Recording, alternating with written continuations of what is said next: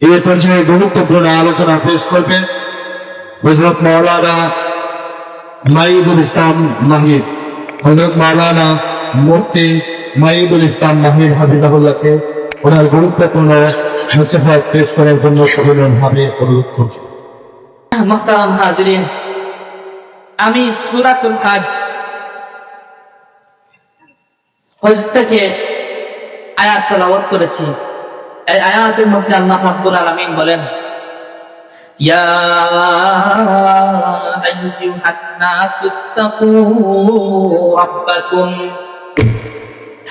ইন্না যালজালাতাস সাআতি শাইউন আযীম।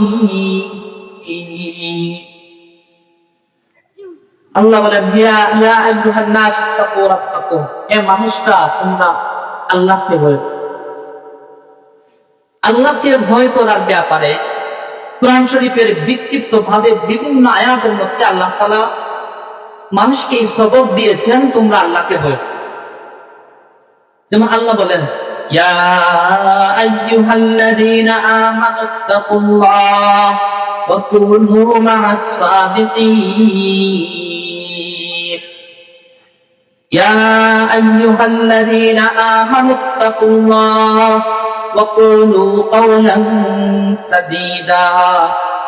বিভিন্ন আয়াতের মধ্যে আল্লাহ তাআলা ভয় করার ব্যাপারে আমাদেরকে নির্দেশ দিয়েছেন, হে ইমানদাররা তোমরা আল্লাহকে ভয় করো। এবং বিভিন্ন আয়াতের মধ্যে আল্লাহকে ভয় করার প্রক্রিয়া কিভাবে শিখতে হয় সেটা আল্লাহ তাআলা আলোচনা করেছে। কিন্তু বিশেষভাবে আল্লাহকে কেন ভয় করা উচিত, আমাদেরকে আল্লাহকে কেন আমাদের ভয় করা উচিত, আল্লাহকে ভয় না করলেই বা কি, আর কেন আমাদেরকে ভয় করতে হবে?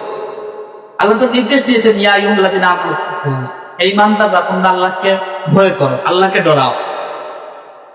তাহলে আপনি প্রশ্ন করবেন, ওগো আল্লাহ আপনাকে কেন ডরাইব, আপনাকে কেন আমরা ভয় করব? এই কেন উত্তর আল্লাহ তাআলা এই সূরা হজের শুরুতে আমাদেরকে দিয়েছেন। এজন্য অন্যান্য আয়াতের মধ্যে ঈমানদার থাকলেও এখানে আল্লাহ ঈমানদার বলেন নাই, বলছেন হে মানুষরা তোমরা তোমাদের রবকে ভয় করো। কারণ এই দ্বীনের ইসলামের মূল হচ্ছে তাকওয়া। ইবনে আব্বাস রাদিয়াল্লাহু তাআলা বলেন, ওয়া রাসুদ্দিন, এটা হচ্ছে দ্বীনের মাথা। সুতরাং যে মুসলমান, যে মুমিন তার তাকওয়া নাই, আল্লাহর ডর ভয় তার অন্তরের মধ্যে নেই, তাহলে সে কেমন যেন, সে মুসলমানই না, কেমন যেন তার ঈমানই থাকবে না। তাহলে এই ঈমানের মূল হচ্ছে তাকওয়া, ঈমানের ভিত্তি হচ্ছে তাকওয়া, আল্লাহর ভয়। এজন্য আল্লাহ তাআলা এই আয়াতের মধ্যে ঈমানদার বলেন নাই, বলছেন মানুষ। আল্লাহ তাআলা এখানে কেমন জানি ঘোষণা করতেছেন, হে মুসলমানরা, যারা মুসলমান ঈমান আনছো, তোমরা তোমাদের রবকে ভয় করো। হে হিন্দুরা তোমরা তোমাদের রবকে ভয় করো।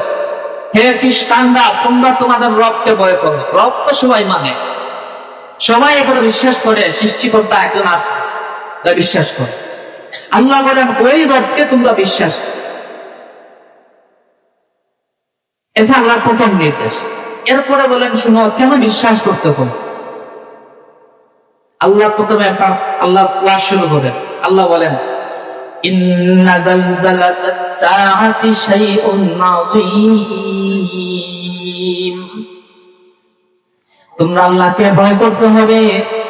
প্রথমত কারণ হইল এই দুনিয়া ক্ষণস্থায়ী, এই দুনিয়ার মধ্যে তোমরা চিরকাল থাকবে না, এমনকি দুনিয়াও চিরকাল থাকবে না। একসময় দুনিয়া ধ্বংস হয়ে যাবে।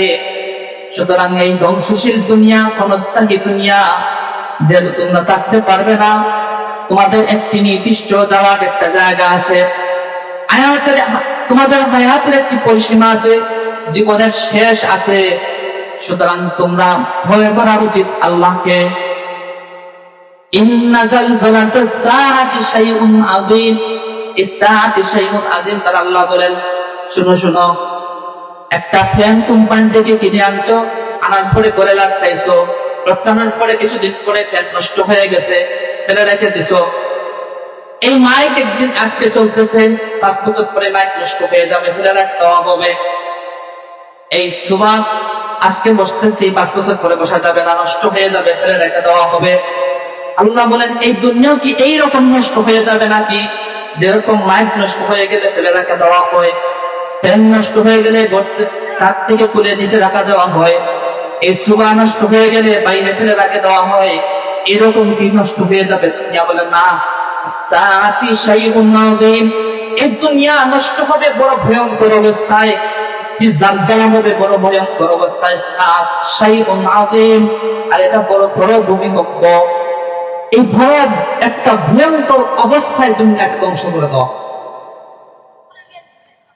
সুতরাং দুনিয়ার সবকিছু নষ্ট হয়ে এমনি এমনি নষ্ট হয়, তার একটা ব্যবহারের, এই যে আমরা ব্যবহার করতেছি উপযোগ বলে, উপযোগ যখন আস্তে আস্তে শেষ হতে হতে হতে হতে উপযোগ সর্বনিম্ন বিন্দুতে পৌঁছায়, তখন এখান থেকে মানুষ উপকৃত হওয়ার কোন ব্যবস্থা উপযোগ থাকে না, তখন এই জিনিসটাকে মানুষ খাইতে ফেলে রেখে দেয়।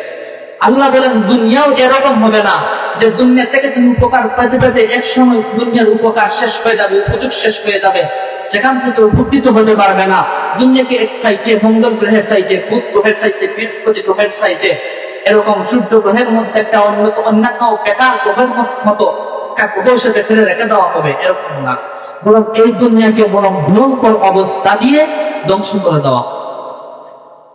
আল্লাহ বলেন এই জন্য আমি আল্লাহকে ভয় করা উচিত। আল্লাহ বলেন এরপরে এই দুনিয়ার ভয়ঙ্কর পরিস্থিতি, দুনিয়াতে ধ্বংস হবে, এই ভয়ঙ্কর পরিস্থিতি কেমন হবে আল্লাহ সেটা বয়ান করেন।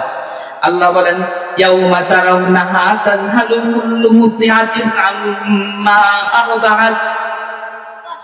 আল্লাহ বলেন শুনো শুনো, এই দুনিয়া যখন ধ্বংস করে দেওয়া হবে, তখন এই ভয়ঙ্কর পরিস্থিতিটা এমন হবে যে যে মা তার দুধ পোষ্য শিশু, যে শিশুকে দুধ পান করায়, যে শিশুর কান্না শুনলে গভীর রজনীতে মা ঘুম ভেঙে যায়, যে শিশুর কান্না শুনলে মা হাত থেকে পড়ে যায়, এরকম দয়াশীল দয়াবান মা আর দুধ পোষ্য শিশুকে বলে যাবে, যে শিশুকে দুধ পান করায় সেই শিশুকে বলে যাবে। পরিস্থিতিটা কেমন ভয়াবহ! আল্লাহ এখানে মার কথা বললেন কেন? কারণ এই পৃথিবীতে যত মানুষ আছে, সবচেয়ে একজন শিশুর জন্য সবচেয়ে দয়াবান মানুষটা হচ্ছে কে? মা। এই জন্য আল্লাহ এখানে মা উদাহরণ দিয়ে বলেন অন্যান্য সব তো ভুলে যাবে, এমনকি তার মা ভুলে যাবে। দুধ, যে মা, যে সন্তান মার দুধ পান করে, অন্যান্য সন্তান থেকে ওই সন্তানের প্রতি মায়া বেশি থাকে না কম থাকে? বেশি থাকে। আল্লাহ বলে ওই সবচেয়ে বেশি দয়াবান মানুষটা, সবচেয়ে বেশি দয়া মায়া যে সন্তানের প্রতি থাকে, ওই সন্তানকেও ভুলে যাবে। কিয়ামতের সময় জালজালাটা এমন ভয়াবহ। আল্লাহ বলেন শুধু এরকম না, ওয়াতাদাউ কুল্লু যাতি হামলিন হামলাহা। আল্লাহ বলেন মার পেটে গর্ভাবস্থায় সন্তান চাচান হয়ে যায়। আল্লাহ